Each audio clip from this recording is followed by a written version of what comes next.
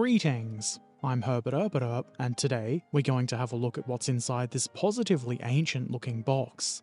This is the Highway Pioneers circa 1910-1911 32nd scale set of 4 cars.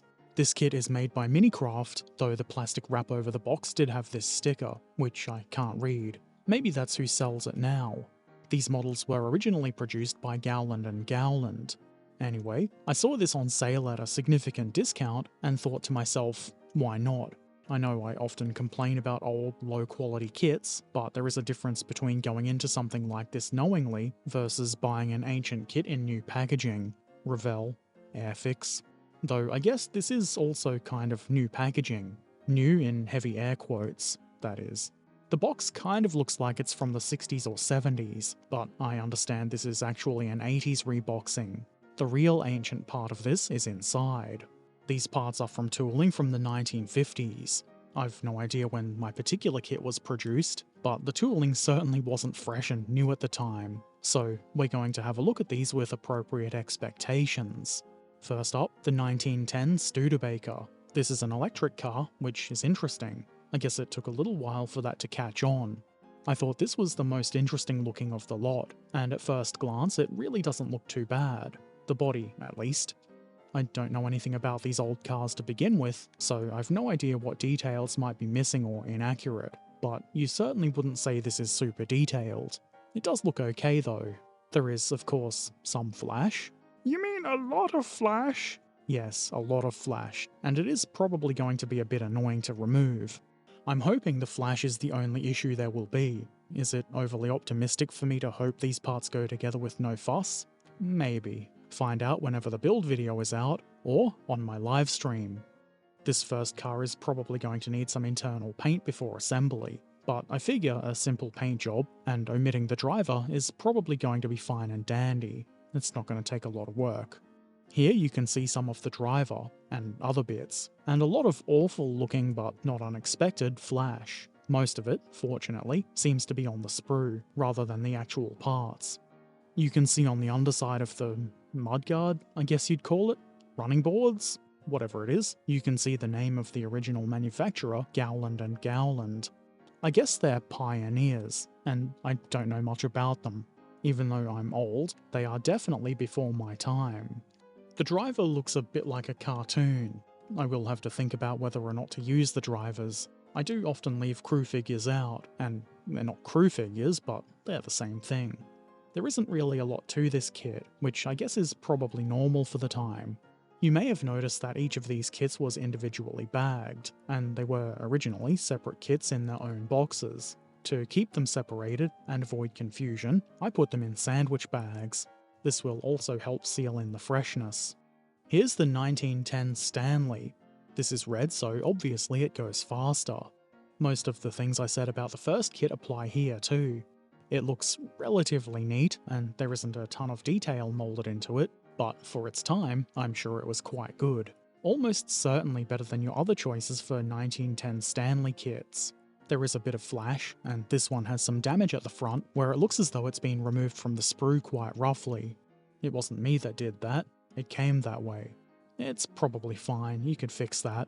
The Stanley has a little bit more in terms of detail, and a higher part count than the Studebaker, and I would say, overall, a little bit less flash, but still plenty. The wheels on this one are much nicer, though one of them does seem to have the opening filled in. I suspect that could be a problem. The 1910 Hudson is also red. They're all red, Herbert! Not the green one, and really you could paint them any colour you want, like hot pink.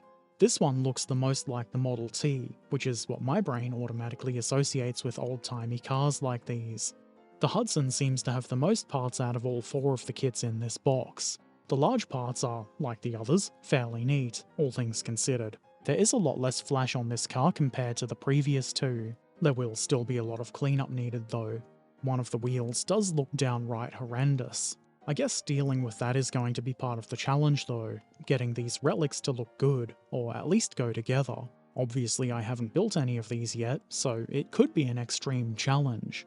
I'm really hoping for more of a mild challenge, and not a Herbert catches fire due to extreme rage kind of challenge.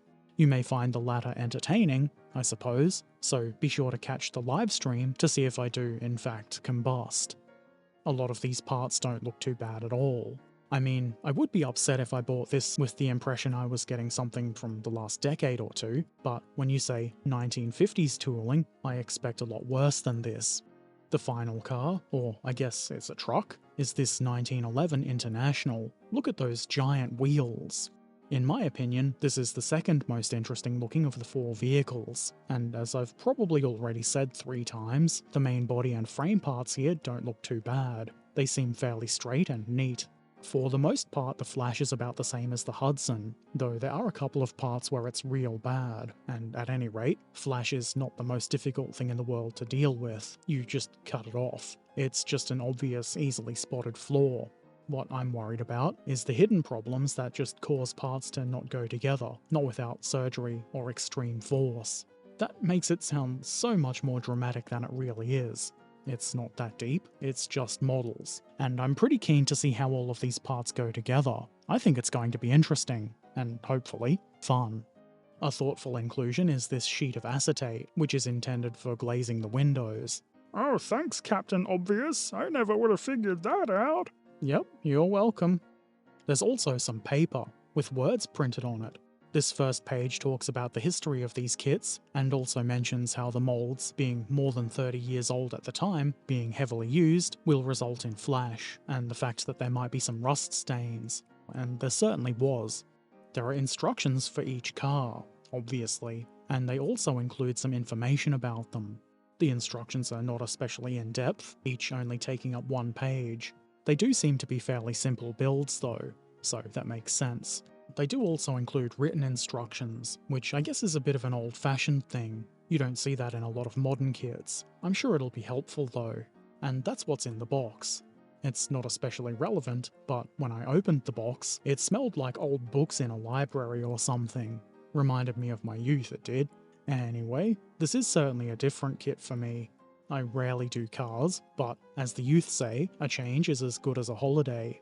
I also usually try to avoid really old kits, because of things like the Flash, which, if you didn't notice, this one does have a lot of. But as I said, it's a bit different when you've bought an old kit, knowing that it's old, and has the potential of being a bit of a dog to put together, versus unexpectedly getting 50s tooling. It could end up being torturous. I might end up not actually finishing some of the models, but I might also have some fun, and I certainly think it's worth having a look at some ancient modelling history. I don't think these are the sort of ancient modelling history that's a collector's item. The information even mentions that they made quite a lot of these, and if it was so valuable that you'd leave it in box unbuilt, I don't think it would have been as cheap as it was. It was very cheap. I think I'll get more value out of it by building it than leaving it on a shelf.